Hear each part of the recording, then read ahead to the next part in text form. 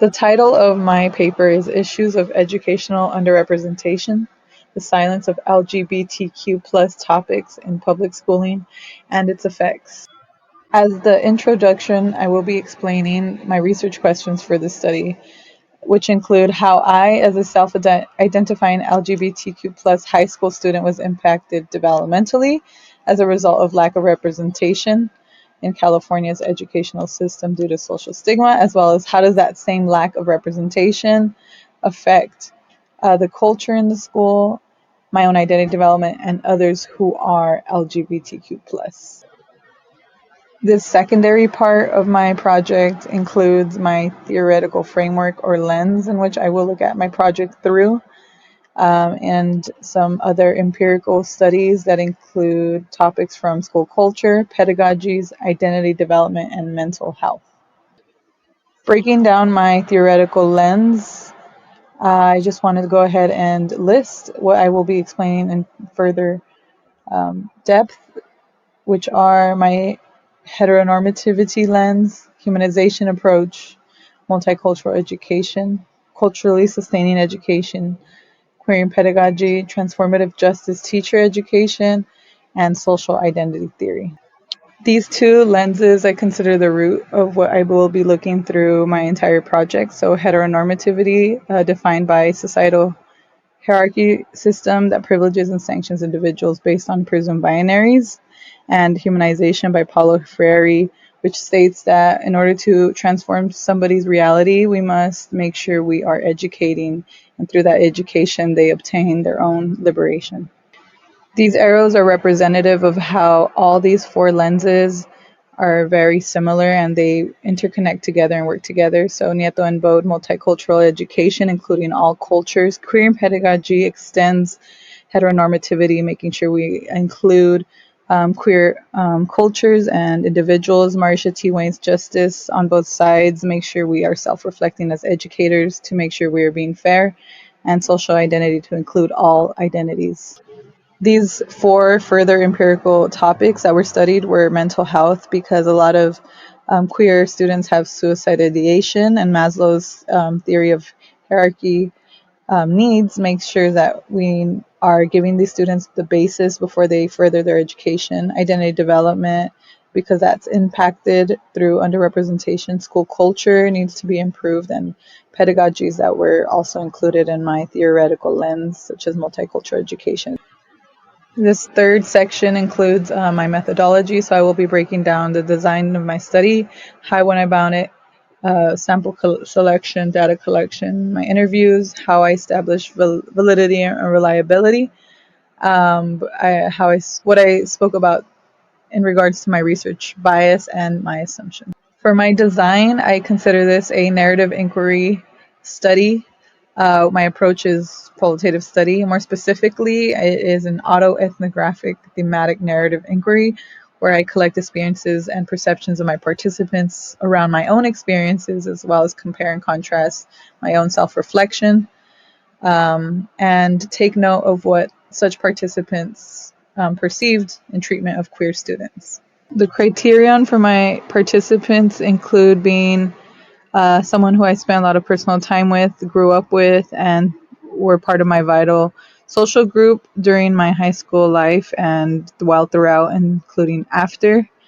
And this includes two of my siblings, a close family friend, and a childhood best friend which I grew up with, all ranging from the age of 21 to 29, and grew up here in the same county as I.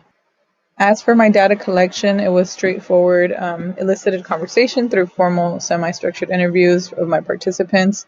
They were organized into three themes, which included 11 questions in total. The themes were school culture, how queer folks were impacted by other peers, my personal mental health tendencies during and after high school, including developmental things they noted or any other along that line.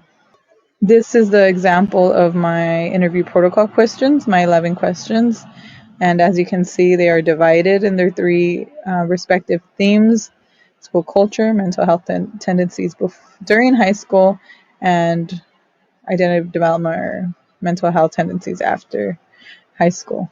The way I established my validity and reliability was making sure that the instruments I use were operating at good capacity, were updated, and using current software. This included Audacity, which I use to record interview questions and my voice, as well as my participants, Microsoft Word, in order to transcribe or write down the interview protocol questions I used, and the online transcribing Temi. I stated my research bias and assumptions through using a quote of Sartre from 1969 that radical self reflective consciousness is needed in order to study qualitative topics. Also, I included a critical bias or assumption I have towards educational system and how it really needs to change, and it has the power to do that.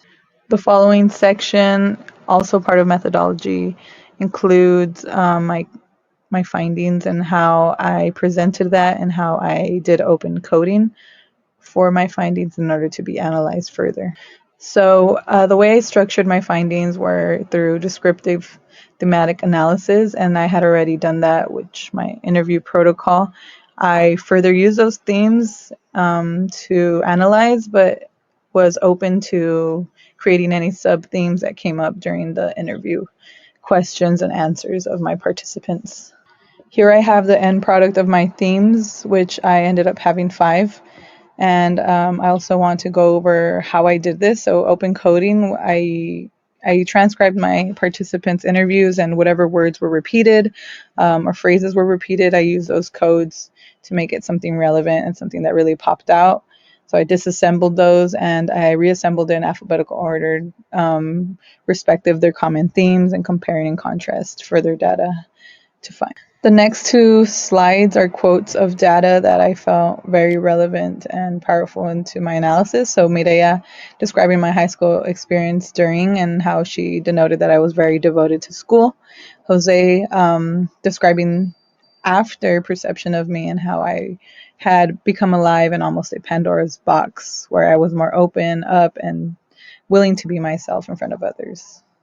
Valentina also went ahead and perceived me as a very open-minded person, and that was a good analysis because for the reason that had already identified as queer, I was very open-minded to not judging anyone else with any other human difference. So that includes me, a perception of me being a certain way during high school and the reason why. Fatima go ahead and states about how there was negative attitude towards peers. Such negative attitudes were also a strong theme that came up in my study. And for that reason, I made a table just about that main theme, which you can see on table 2. And table 3 is just comparing their perceptions of me during high school and after high school, so withheld versus outgoing, and the queer students' perception treatment was very negative. So in the end, I have my interpretation of my findings, my recommendations of what the educational system can do in order to reduce a negative impact on queer students and that underrepresentation that is currently occurring, the limitations that I had during the study, and my final concluding remarks of this encompassing project. Going back to my research questions of how I, as a self-identifying LGBTQ plus student, was impacted as a result of underrepresentation and social stigma, as well as the additional research question of how queer students are perceived in school. My conclusions and my findings were that yes, queer students are perceived and treated negatively, and I was very withheld during school, and after school, I was very outgoing. Since one of my subtopics included heteronormativity still being prevalent in school, I have these recommendations as follows: that holistic leaders need to look at their own biases. Such leaders need to look at the beginning of educational system and how we need to transform that. And in order to do that, we need to stray away from negative practices that seep into our classrooms and our pedagogies and student activities. So make sure we are changing that up for our students and not banking education.